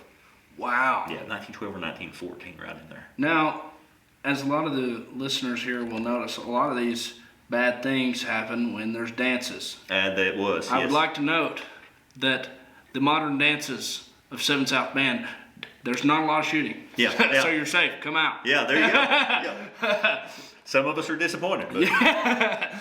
we need more stories from. No, we don't. No, we don't. Yeah, I agree with that. So lots of interesting feuds of that era. You know. Yeah, kind of a tensions were high. Oh yeah, well back then it was the whole thing about it was very much eye for an eye. There's the story about, I was always told about John Begley, who lived up on the mountain, up on Cape Mountain over there above Ponca up in there. And he had a neighbor, and the story as it was told to me was Begley had a cat that had kittens. Well, he bagged them up in a burlap sack and threw them on his neighbor's porch. Well, the neighbor intimated that he didn't want them and he better not happen again. Well, Begley came back and threw the cats on his porch, and the neighbor shot and killed him. Wow. Yeah. Now that's not now that's how it was always told, and I was always told, well, that shows how them old timers were. Well, it turns out the neighbor was a deaf mute, so I don't know how he would have intimated. He just kept handing the cats, and Begley kept throwing them back. That was a true story. And eventually he shot and killed him. Yeah. So he honestly meant that. But wow. Yeah. There's been some crazy stuff going on. Yeah. But yeah. Wow. Yeah. But if they told you something, or I guess in his case intimated something, they meant it. Now, you're doing something that I've never seen, and we've heard reference in the podcast so far about headstones. Mm-hmm. But you're doing your own project of marking these graves of the unknown or the unmarked. Unmarked, yes, absolutely. And I've never seen anything like that. Tell us a little bit about your project and where you came up with the idea for that. It all goes back, I should say, to my great-grandma. When I was a kid, we walked Smith Cemetery, and I was always fascinated with cemeteries, as morbid and weird as that is. And I always just loved the history of it. There's so many neat, the old headstones and stuff, and anyway, and the stories. And so when I got married in 2013, we moved to Omaha, and I adopted this little cemetery, Cottonwood Cemetery, which is about 5 miles from my house, and which is Boone County. And I started mowing it and taking care of it. Well, one day I was mowing and I noticed that something wasn't right. Well, I got to looking around and somebody had stolen the little boy's headstone. His name was Ross Ramsey. And that bothered me. So I went and I bought a replacement headstone and put it up. Had no idea what I was doing. And it shows looking at it now. It looks terrible. But anyway, I put it up, and that was the first one I did. That was 2016. And I thought, that'd be kind of cool to just over time do that. So I think it was 2018 when I really got started, probably latter part of 2018. And I would take, every time I was paid, I'd put $50 into an envelope, and when I got enough saved up, I would buy a headstone. Well, I started off at cottonwood. By the time I was done, I think I put 48 headstones in cottonwood alone. And I did 2 of them just a couple, well, probably 6 months ago. I was 46, then 47, and 48. But not long after I started that, I thought, that'd be cool to do around the house, because I know these old cemeteries, and I still have people I could ask. And I had the cemetery book. I would use Find a Grave to kind of pinpoint where people were and talk to people. And the vast majority, you don't know exactly where they're buried, just the cemetery, if you're lucky. But when I got started, I would just take that, and I would get donations occasionally from people.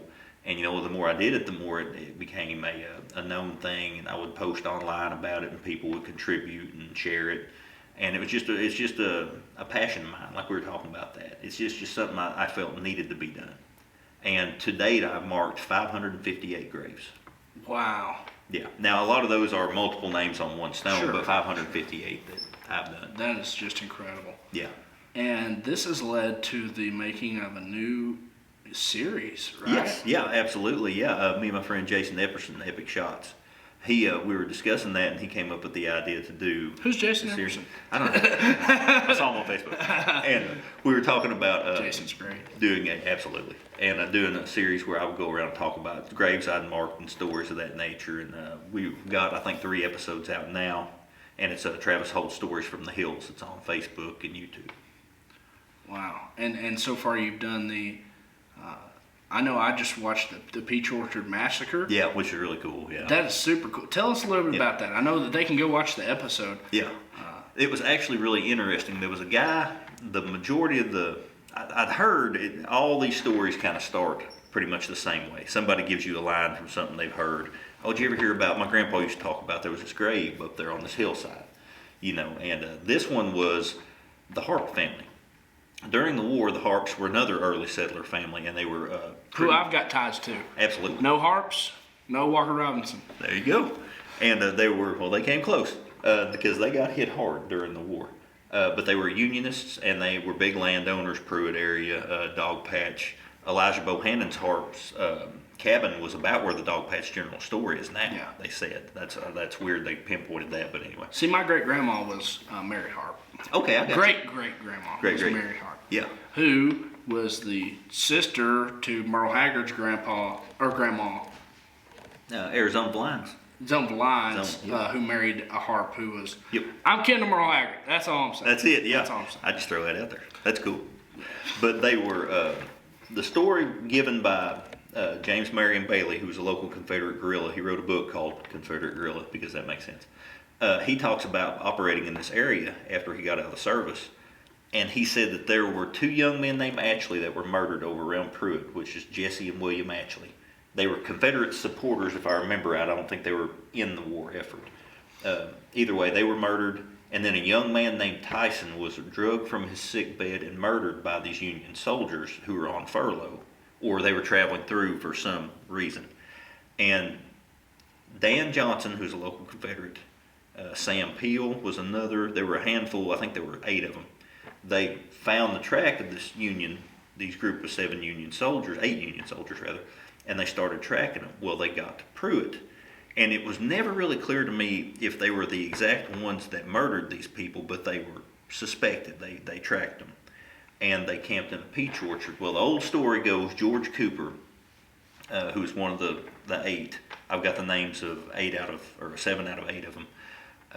They bedded down this peach orchard, built a fire up on the hill, not far from the Buffalo River now.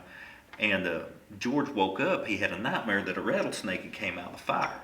And he woke him up and he said, "Guys, I've got a premonition. Something bad will happen. We need to keep moving. We don't need to camp here." And so they all, pretty much laughed him down. Well, George went on down under the hill and camped on the bank of the Buffalo.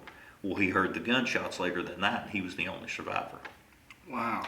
And they came up, and I think that, Bailey says, 1 volley was fired, only 1 man rose to his feet, he was clubbed, knives were brought into use, and jugular veins were severed, is how he puts it.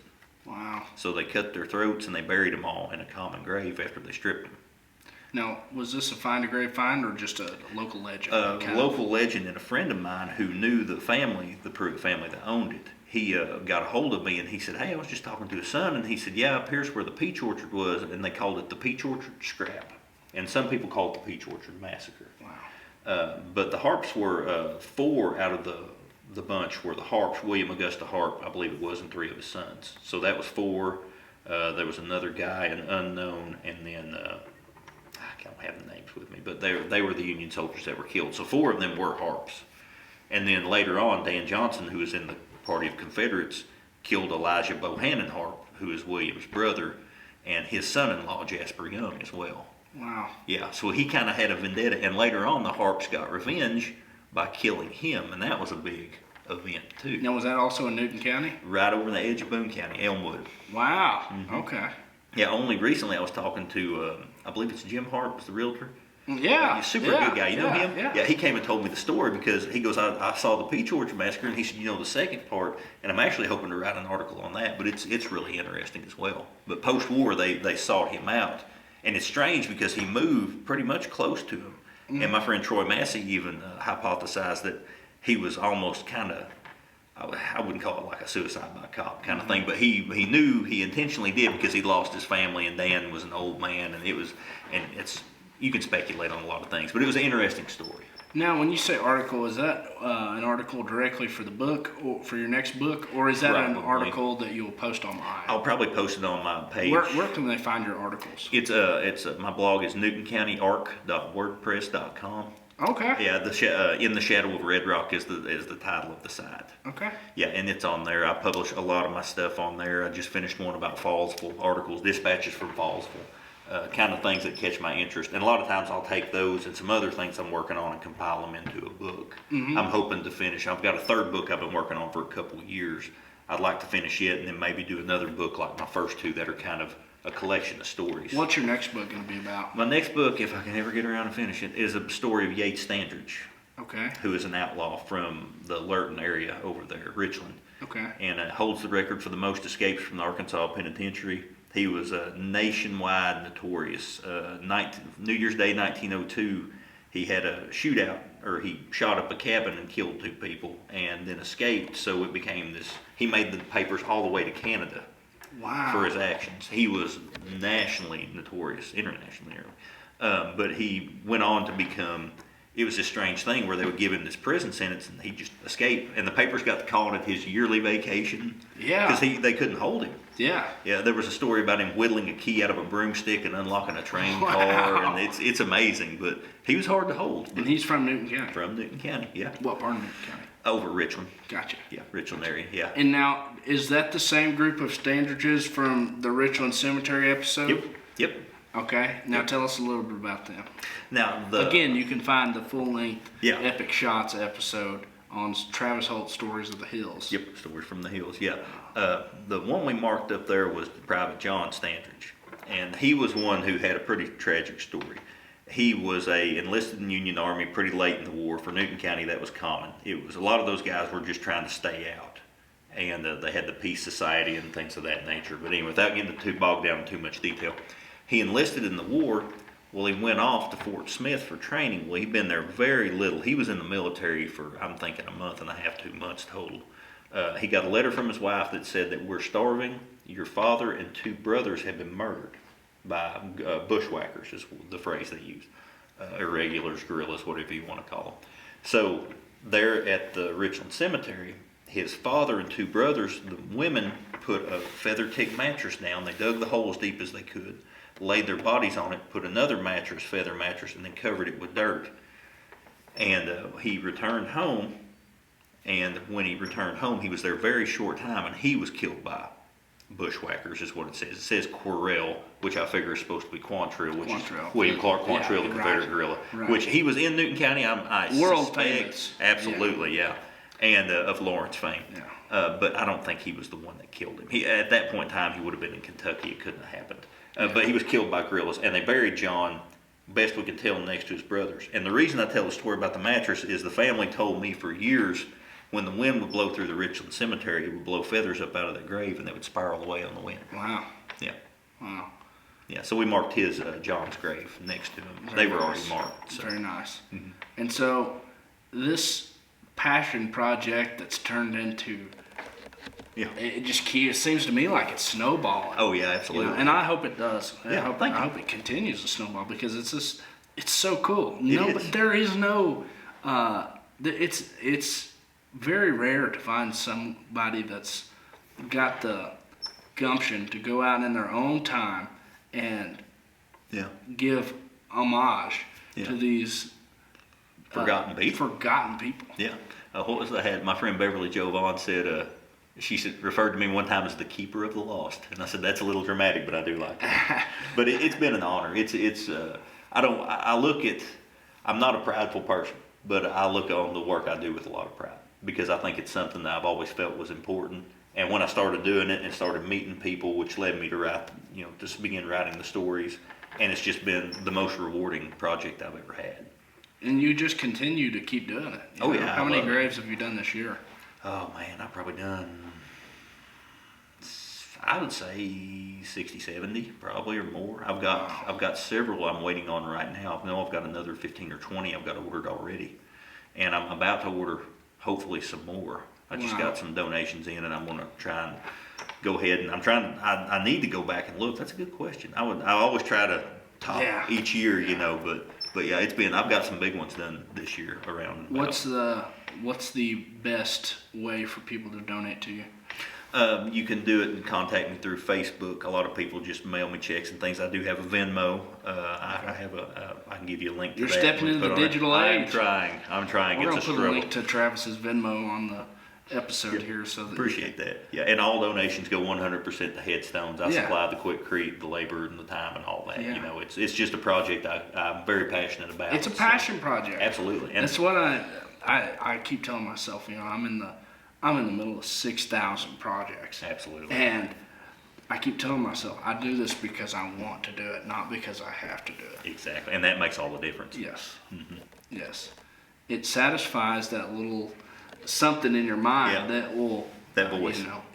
Telling you, serve other people and do right by the people as you would like to be done to you. And it all goes back to the golden rule. Absolutely. So mail checks, or they can Venmo. Venmo.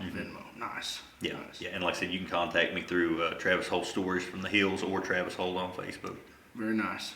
One thing I don't get the chance to talk about as much as I want to is my all-time favorite historic study of Newton County. Mm-hmm. And I think probably the most notable after the Buffalo River, the bus hijacking. Oh, yeah.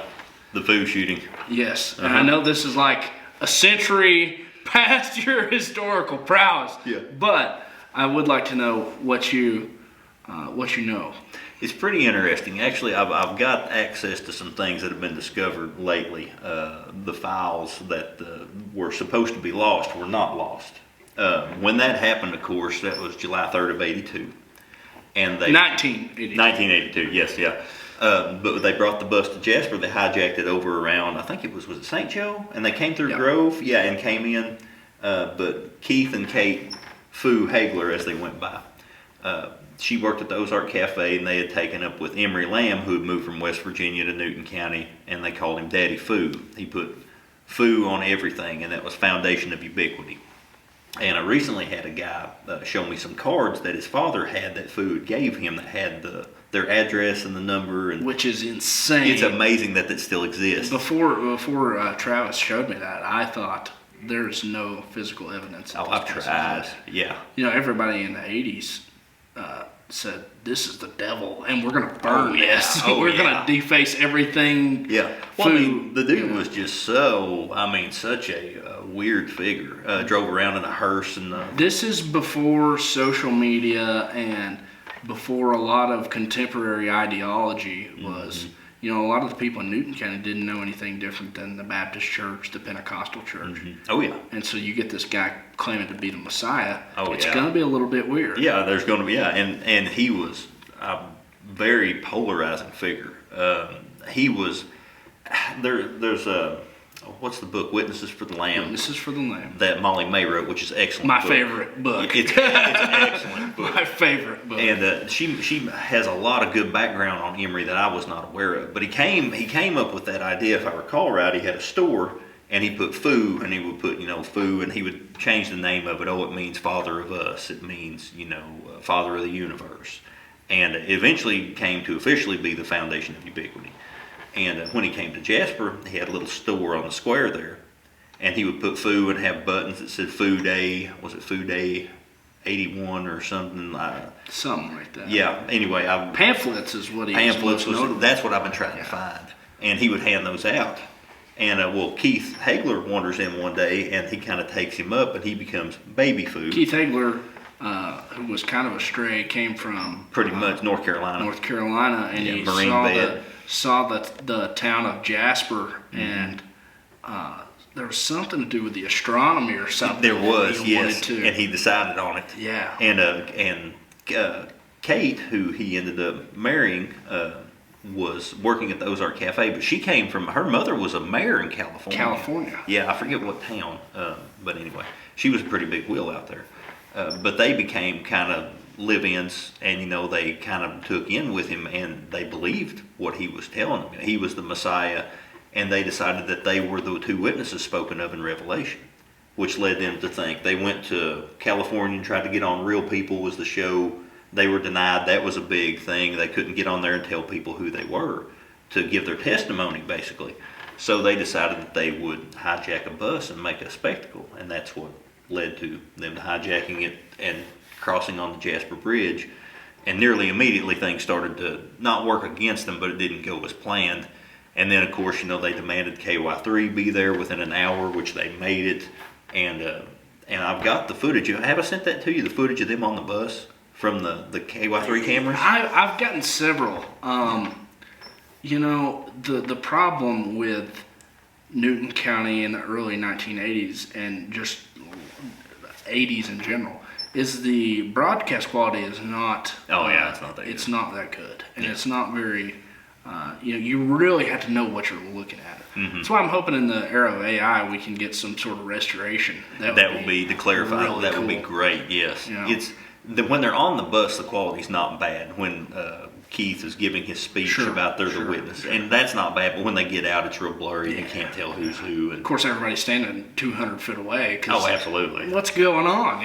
They've never seen. Yeah, they said that they estimated there was between 1,000 and 1,500 people in Jasper watching it happen. Yes. And everybody, like we're talking about. I know several people. Oh yeah, it was a big deal, and. There was a wedding going on, if I recall right, that same day. And after the wedding party actually came up and sat at the cemetery and watched it happen. Because nobody knew what it was, what was going to happen. They said that they had explosives on the bus and they would release hostages once this demand was met. And they would let them go. And on that video, it's interesting, as they're leaving the bus, there's a young woman comes up and gives Keith a hug and tells him something. And I can't make out what she says. But it's neat because he hugs her back. It's just like this nonchalant thing. But, some of the people on the bus undoubtedly just kind of felt sympathy for him because they were so forthright. They're like, well, we're going to make the police kill us. This is how it has to be. Yes. Yeah. And, when people are religious, true believers. They're true believers. Mm-hmm. And, you have to commend that to I'm not saying that I would go get on the bus, but I'm not picking up the serpent, but it's a nice thought. But, when people are religious to something, it's somewhat commendable, because, absolutely. They truly believed that they would and rise. We might think it's crazy, but they had a true believing in their heart that they were going to rise again. Absolutely. I think it was after they were killed, they were to be laid out for 3 days or something, and then they would rise on Foo's land, which was bequeathed to. I believe that they were laid out, and then, of course, after that, they were cremated. Yeah. Oh, I didn't know that they were actually laid out. Mm-hmm. Wow. Yeah. Wow. Now, at first, from what I can tell from the records, after they were shot, maybe we should go over the shooting first.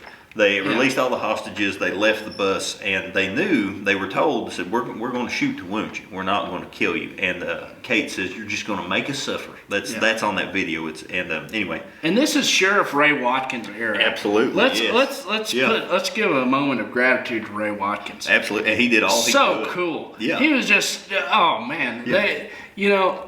To put this into perspective, nothing like this had ever happened in Newton County. No, nothing close. Newton County had probably, up to that point, not dealt with many regular hostage situations. No, if any. Yeah. Yeah. Let alone a mass one in the middle of the county's capital. Absolutely. So on the bridge on July weekend. Right, and Reba McEntire. This is an interesting story. Reba McEntire, young Reba McEntire, was performing at Dogpatch. I remember somebody said, I forgot that. Yeah. Yeah, Reba McEntire. We need to get a hold of her and ask her if she knew about it. Yeah, I'd love to. I'd also love to ask her if she'd like a steel guitar player. There you go. That'd be awesome. But so this is huge, unheard of Newton County drama. Yeah. Well, Junior Austin, they ran the motel, the Riverview Motel there, and he was talking about when it happened. He said, I seen the bus come in and pull sideways, and he said, well, that guy's broke down or something. Well, when they stopped on the bridge, there was an elderly woman who had a mild heart attack from the strain, and she had a son that was mentally challenged with her. So Keith said, well, somebody get her off the bus and take her to that motel over there, and let the boy go with her. So we don't want anybody to die unless they have to. So a younger man, and I don't have the names. I've got the state police paperwork too. Picked her up and carried her in. And Junior told me, so they brought her in the office and laid her down. And he said, I was looking out there and traffic's backing up and people were looking around trying to figure out what's going on. And at that point, somebody had approached the bus and Keith put a gun on him and told him to get back. So people were starting to realize. Yeah. The bus driver and his son went to the courthouse to tell them what was going on. They were released from the bus. And anyway, but to give you an idea of how little prepared they were, Junior told me, he said, that man said, you got to help us. He said, we've been hijacked.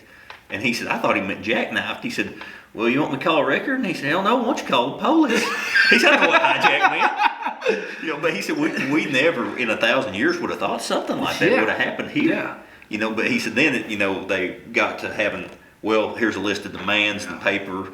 I've held that paper in my hand. That's pretty cool. You've probably seen it too. I've seen it. The bus driver's the bus driver's son actually came back to Newton County and visited recently. Yeah, that's awesome. And just so cool. But they hijacked the bus. Mm-hmm. They jackknifed it in the middle of the bridge so that they blocked both lanes of traffic. Yep. And an interesting thing to me is that as congested of a day as that was, you got to think this is 4th of July weekend, 1982. Dogpatch, USA, which is a huge historical big thing. Now it's historical, but then it was like our big theme park. It was like having a Six Flags in Newton County, which was crazy, and everybody loved it. But they were having a Reba McEntire concert, and just all this traffic. Yeah. But yet the bus was by itself in that bridge. That's why those photos are so powerful, because you don't get to see the congestion, right? Yeah. It's just a bus jackknifed in there, and you can see everything go down. Yep. Yeah. So they evacuated the scene. They really did a good job. And as far as police standards go, we talked about Ray Watkins. Ray Watkins was a trooper on that day. He was walking around, and to my knowledge, I don't know if he had a gun or not, but I don't think he did. It wasn't visible. Yeah. No. This is our county sheriff, fearless leader, walking around out there on the bridge with a terrorist situation. Yeah. And this is pre-9/11, pre-OKC bombing, pre-anything major terrorism. Oh, yeah. So we've just got a hijacking. Yeah. And he's just walking around, no gun, Well, they specifically asked for him to deal with him because they were friends with him. Yeah, he was a peacekeeper. Absolutely. And, there's a really interesting part on that video as they're winding down to when they would eventually be shot. Before Ray leaves the bus, I think it was the last time, Keith leans down, he goes, I want you to know you've done real good with this, Ray. I feel you've done real good. And he said, I voted for you last time. He goes, I'm sorry you didn't get it. Yep. And I always thought how neat that was. So cool. It was. And it was such a huge deal. And you're exactly right. I never looked at it from that angle. But yeah, for Ray to take that on, period, and especially with something so unheard of, Yeah. It's a good point. Yeah, and he's got Arkansas State Police and FBI and whoever else was there, and Ray Watkins, the old county sheriff that had been elected by his correspondents of Newton County, was up there just handling it as professional as you could. Oh yeah, and he was, and a friend of mine recently told me this story that Ray had arrested his uncle. And his uncle had been drinking, so Ray arrested him. Well, he got a call and said, hey, we got a situation at Jasper. Well, Ray came down there, and since it was July hot, they didn't have AC in the car, I'm sure. He got the guy out of the back and handcuffed him to the door. Well, he asked the state troopers. Ray went over and he said, what do we got going? And they said, Ray, we got these people on this bus, hostage situation, we can't get them off. And he said, my uncle leaned over and said, boys, you let me go and cut me a limb off that tree over there, and I'll get them off there for you. And he said the state troopers laughed so hard they made Ray let him go.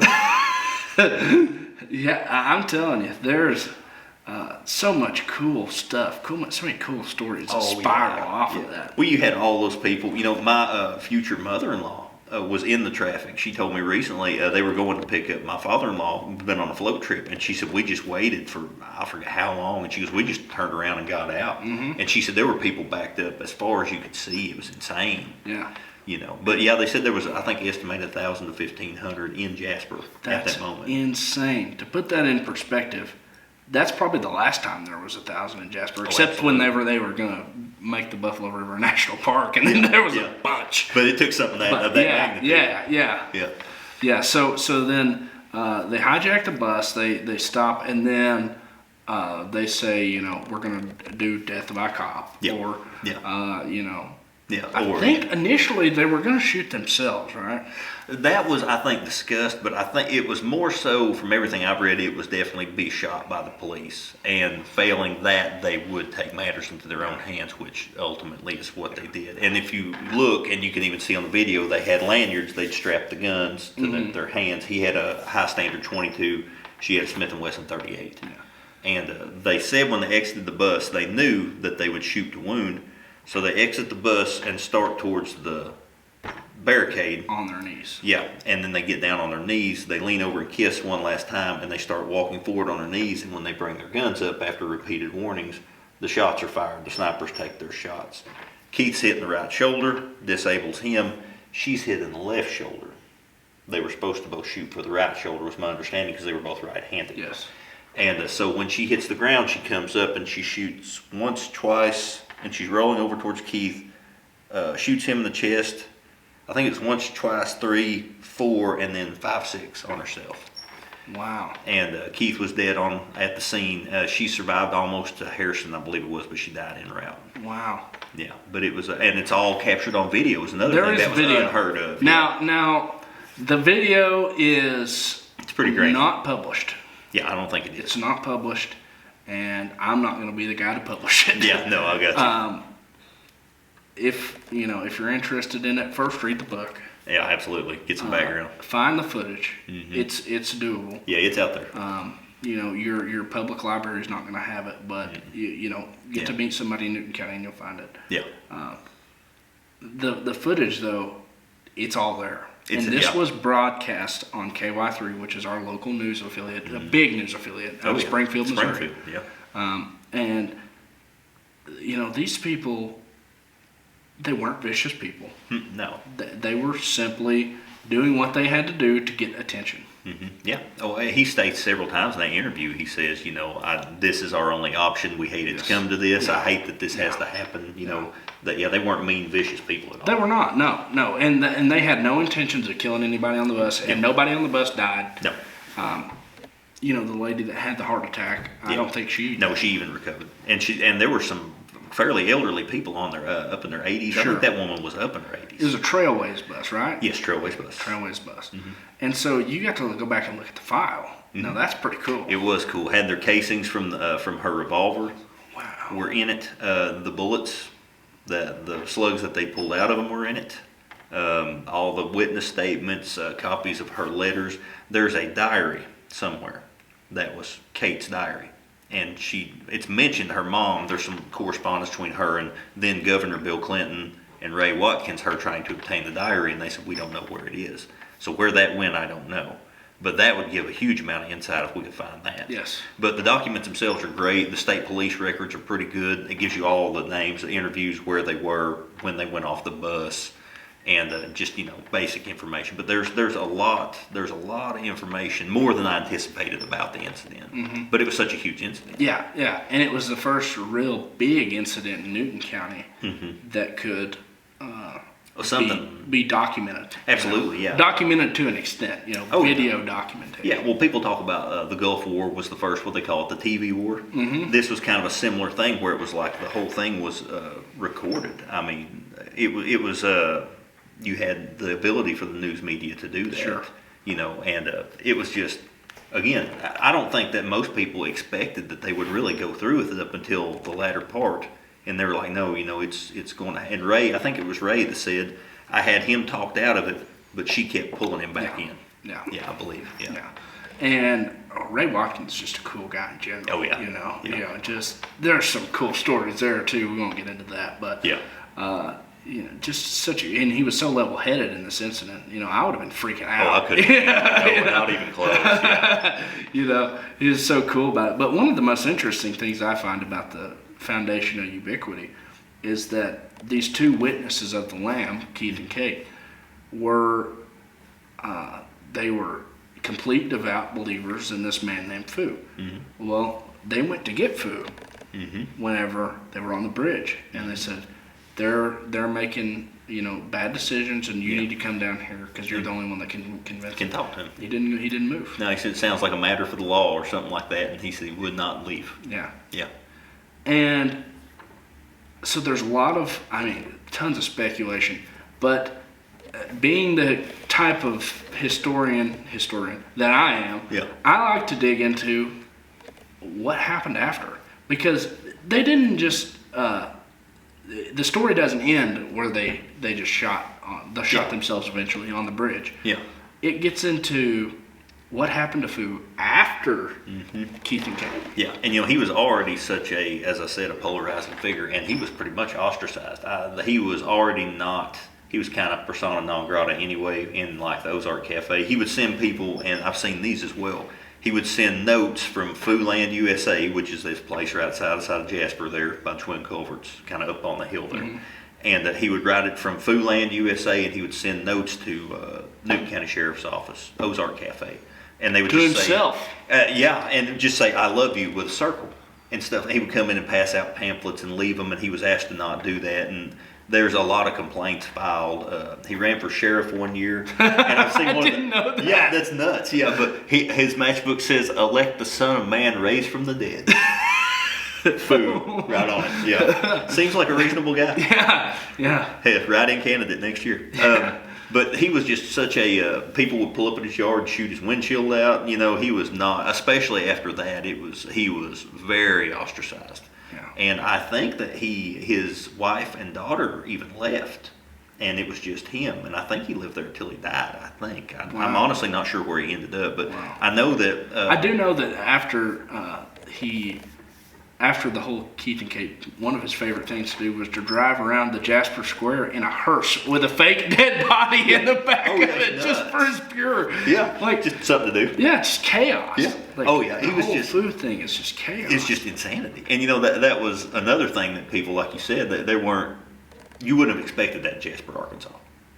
Right. Or anywhere, reasonable. But he, best I could tell, after all that.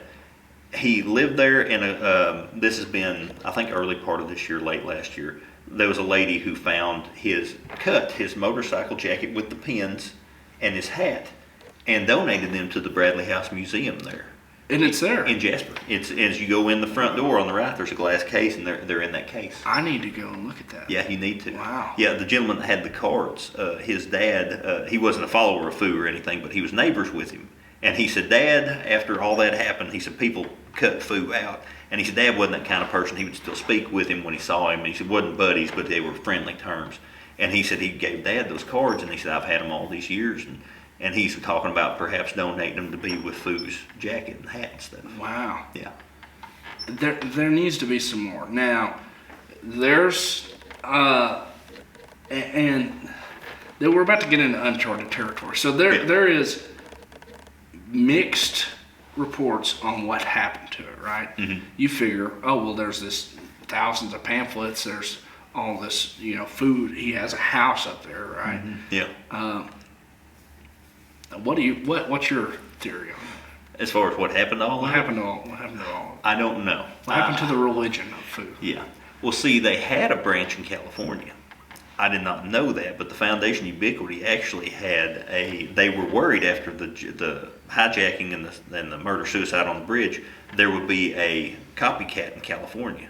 And in that file, there's correspondence between Newton County and I think it was not Santa Barbara, somewhere, some town in California, and there was correspondence and names of people that were watching that were in the Foundation of Ubiquity. So I know that there were at least one other branch. Now, as far as what happened to all that stuff, I've always been curious about that. I've heard tell, and this is completely rumor, and we won't mention names because these people are still alive. Yeah. That some notable figure went over there and destroyed every bit of what was left of food, down to the names on the rocks of the people. You know, they would have those huge motorcycle rallies up there. Oh yeah, it was a big thing. Or at Foodland USA. Yeah, Food Day. Yeah, and they would have people write their name on rocks. Mm-hmm. And one of my friends, Jamie Stevens, has actually got a cool picture, and it's one of the last ones, and it's Katie Foo's rock. Yeah, that's He's got cool. a picture of it. So. Yeah. And but the whole food thing, regardless of what you think, is it's interesting. Regardless of what where you think it might have gone afterwards. Of course, that's not really a it's an interesting point. Hot topic or anything, but yeah, it is interesting.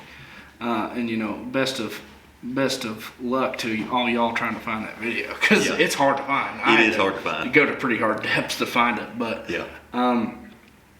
it's something that's I think it's either going to die with the next generation. The whole story, it's just going to be one of those things, like the low gap dance shooting or whatever. Yeah, 90% of people have never heard. People are going to really, really get into it. Oh yeah. And I feel like this generation's full of wandering minds like myself that are going to really get into it. Absolutely, yeah. Well, it's about time that we covered things like that, because that's fairly recent history. Yeah. You know, and things like that, it doesn't matter. It's part of the history, good and bad. It needs to be remembered, and people need to be aware of what happened. If nothing else, to remember Keith and Kate. You know, for the good and the bad. Well, Travis, thank you so much for coming on the show here. And what a way to start off this series. Just tons of history, and we can go so in depth, it's not even funny. I love it. And I look forward to having you back. I hope that you'll come back. Absolutely, yeah. Appreciate you having me. So once again, before we go, everybody check out Stories from the Hills. Travis Holt, Stories from the Hills, yep. And that's on Facebook Facebook and YouTube. And YouTube. You can find that. Also, your website. Yep, newtoncountyarc.wordpress.com is my blog. Yep. Blog, and that's where you can read these articles, these wonderful articles that are so interesting. Yep. I've been, enamored by just the videos. I can't wait to go look at the articles. Yep. And then you can reach out to you for your address to send checks to for donations for headstones. Yep, or Venmo. We'll put the supporting a good cause and helping give some closure to some families that maybe didn't know they needed it. Yeah, absolutely. And last of all, but certainly not least, we have these wonderful books by Travis Holt, Hill Stories and Red Rock Shadow. And they can purchase a copy of that how? They can contact me again through Facebook, or they're on Amazon as well. Okay, on Amazon. Great. Wonderful. Yep. Wonderful. Well, Travis, thank you very much for coming on the show. Appreciate you having me. And we'll do it again sometime. Sounds great, buddy. Appreciate you. Have a good one. You too.